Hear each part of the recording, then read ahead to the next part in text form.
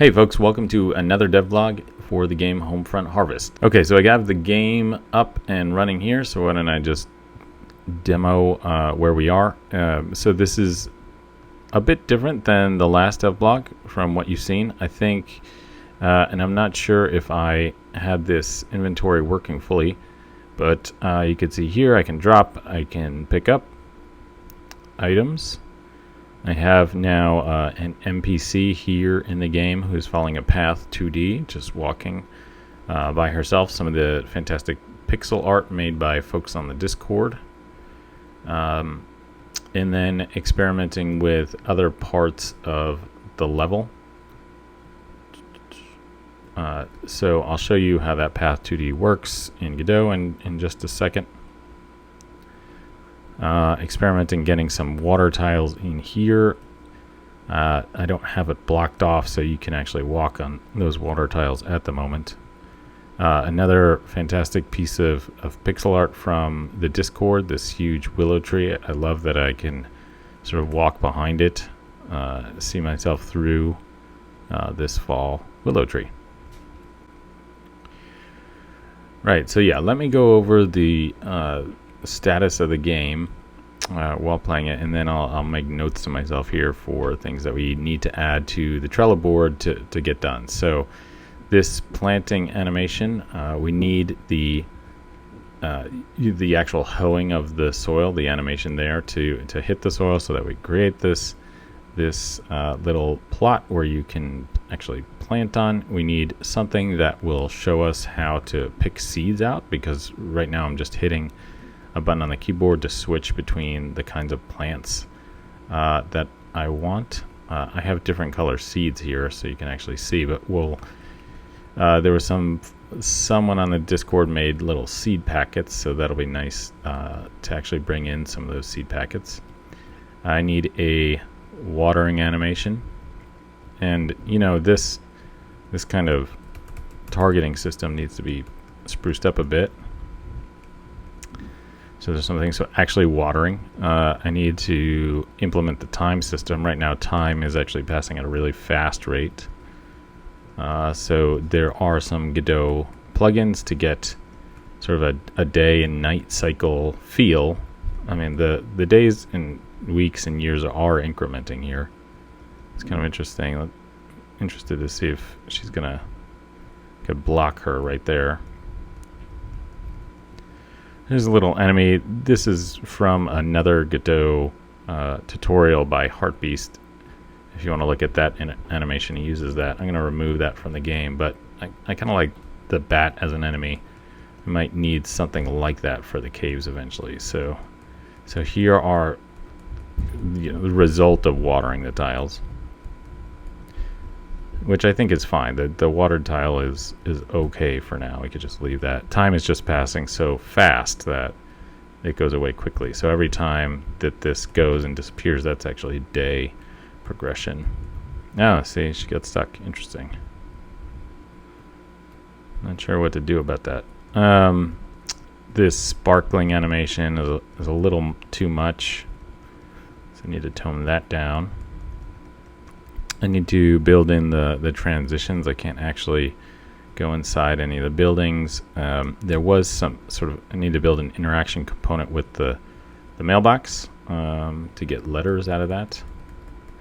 This is just me, figuring out the kinds of things that I need to do. Then I need something where I can actually pick the corn or the tomatoes, and then something where maybe some of the crops will actually stay around afterwards.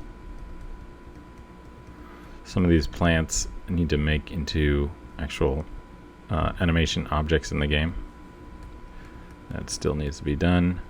So now all these things are ready to be picked. So that was me actually swiping the attack. That's in here as the attack, but I need to be in here as the harvest. Okay, so let me get these out of your way. And now she can continue on her little path there. So all the crops are in path 2D, like NPCs following. I purchased a dialogue system that I'll need to implement, so we could start putting content into the game for the characters to actually talk to us.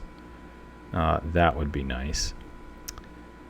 So that's where we are currently in the game. So let's see. I'm not sure if folks want to see the Godot pieces of this. I'm not sure that they're actually very interesting. But what is interesting is the path 2D. You can see how I laid that out, and then you can make different kinds. What's nice is this is pretty simple in Godot. We'll have different path 2Ds that different characters can follow. So it'd make a scene for the NPC, and they just get attached to the particular path that you can make. And then I'm sure for different seasons and different events that we can have different paths. So you have just a small amount of code, and then your path that you want the NPC to follow, and then you get something where they can follow it.